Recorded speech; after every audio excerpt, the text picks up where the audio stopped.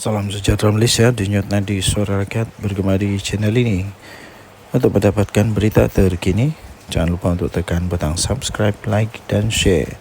Malaysia kita punya, cintai Malaysiaku, kita jaga kita. Salam sejahtera Malaysia, denyut nadi suara rakyat bergema di channel ini. Nampaknya video-video saya yang saya beri tajuk Muhyiddin, minta maaf, yang saya beri tajuk Muhyiddin naik jadi Perdana Menteri, Datuk Seri Anwar Ibrahim tumbang, itu paling banyak mendapat tontonan. Dan rupanya daripada itu saya dapati memang ramai sangat yang mau tengok Muhyiddin Yassin jadi Perdana Menteri sekali lagi. Saya pun hairan, kenapa sebenarnya ada orang mau Perdana Menteri sekali lagi Datuk Seri Tan Sri Muhyiddin Yassin. Pada pendapat saya, bukan tidak boleh dia jadi Perdana Menteri sekali lagi, boleh saja. Tapi persoalannya ialah kenapa perlu dia lagi? Bukankah ada lebih ramai yang lebih bagus dan sebagainya? Dan yang paling tepat ialah dia tidak akan jadi Perdana Menteri lah. Dia tidak akan jadi Perdana Menteri untuk kali kedua dalam masa yang singkat-singkat ini, tidak. Kerana tren sekarang, saya lihat Tan Sri Muhyiddin Yassin tidak akan mendapat sokongan untuk jadi Perdana Menteri bagi Perikatan Nasional. Lagipun seperti yang kita tahu, PAS pun pernah sudah menyatakan bahawa mereka pun ada calon Perdana Menteri pada pilihan raya yang lalu, iaitu calon mereka tidak lain tidak bukan Menteri Besar Terengganu. Dan itu sendiri pun dipersetujui atau diperakui oleh Tan Sri Muhyiddin Yassin. Dia juga memperakui bahawa Dr. Sam itu, iaitu Menteri Besar Terengganu itu, memang mempunyai kualiti, memang mempunyai kelayakan untuk jadi Perdana Menteri. Habis kalau sudah begitu, mahukah PAS membiarkan begitu saja jawatan Perdana Menteri jatuh kepada Bersatu yang tak kuat mana sekarang ini, yang ramai orang kata Bersatu sekarang ini hanya berharap kepada kekuatan daripada PAS. Yang ramai orang kata Bersatu ni hanya melukut di tepi gantang, hanya mengharapkan kekuatan daripada PAS. Kalau ada pilihan raya pun, kemenangan-kemenangan daripada Bersatu itu pun hanya kerana ihsan, bantuan, kerjasama dengan PAS. Cuba kalau tidak ada PAS, boleh menangkah Bersatu? Dan lagi, saya fikir Tan Sri Muhyiddin Yassin sepatutnya memberikan peluang lah kepada yang lain. Walaupun dia secara tradisinya memanglah semua yang menjadi presiden atau bukan presiden, pengerusi kepada satu gabungan parti politik itu, Perikatan Nasional, contohnya ialah Muhyiddin Yassin. Secara tradisi, pengerusi itulah yang jadi calon Perdana Menteri. Tapi persoalannya, mahukah lagi PAS Muhyiddin Yassin jadi Perdana Menteri, yang menyebabkan PAS hanya sekejap saja berada dalam kerajaan. Sekejap saja dalam kerajaan, lepas itu tumbang. Tumbang kerana nampaknya Muhyiddin Yassin didakwa telah pun gagal menjalankan tanggungjawabnya sebagai Perdana Menteri. Mahukah kita Perdana Menteri kita sekali lagi yang tidak pun pandai bercakap secara live, yang mahu dirakam dulu, takut untuk live, takut untuk jawab wartawan, mahukah begitu? Itu soalan-soalan yang kita boleh pertanyakan. Apapun sebenarnya, kalau memang Muhyiddin Yassin jadi Perdana Menteri sekali lagi, itu bagus, tidak ada masalah. Yang penting pastikan kali ini kerajaan yang betul-betul nanti ni betul-betul yang bagus lah. Tidak ada lagi sakau menyakau sampai anak menantu yang lari ke luar negara tidak berani balik Malaysia. Jangan ada macam itu lagi, ya. Berhentikanlah perkara-perkara begitu. Okey, denyut nadi suara rakyat bergema di channel ini. Jangan lupa tekan butang subscribe, like dan share. Bye-bye. Salam sejahtera Malaysia, denyut nadi suara rakyat bergema di channel ini. Untuk mendapatkan berita terkini, Jangan lupa untuk tekan butang subscribe, like dan share. Malaysia kita punya, cintai Malaysiaku, kita jaga kita.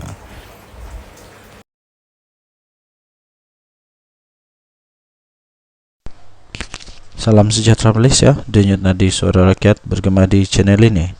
Berita terkini daripada malaysiakini.com. Berita bertajuk Formula Bersatu. Hamzah, Timbalan Presiden Azmin Ali, Setiausaha Agung Bersatu. Berita penuh.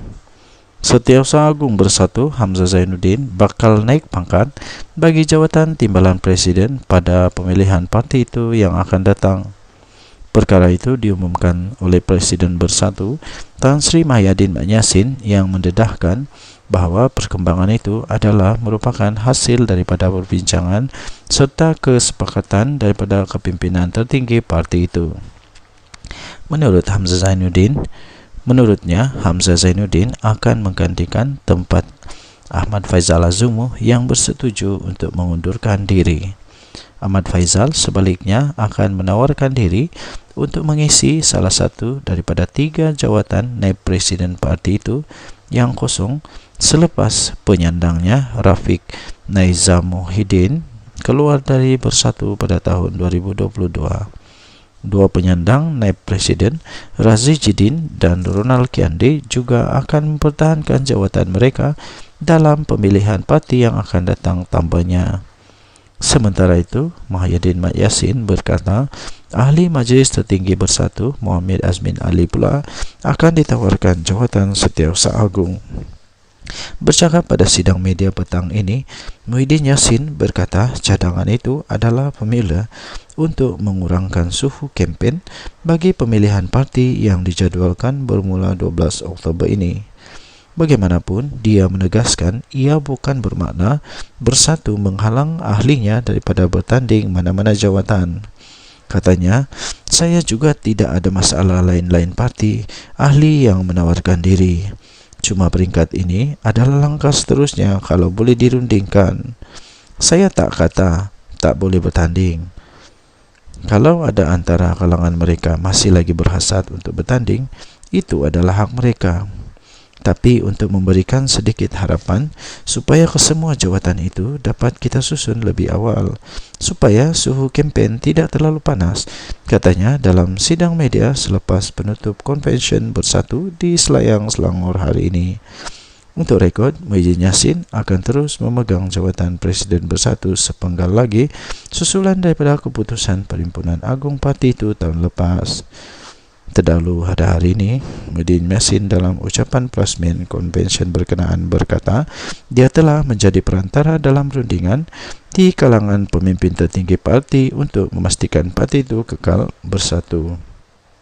Menurutnya, idea itu dicetuskan semasa pemukiman Bersatu baru-baru ini, di mana dia diminta bertemu dengan semua pemimpin tertinggi dan memulakan perbincangan mengenai cara mengelak pertembungan dan mencegah perpecahan di dalam pemilihan parti.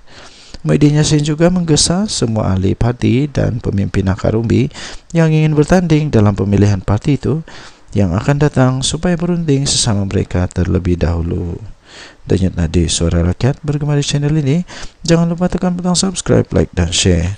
Malaysia kita punya, cinta. Kita jumpa lagi. Bye-bye.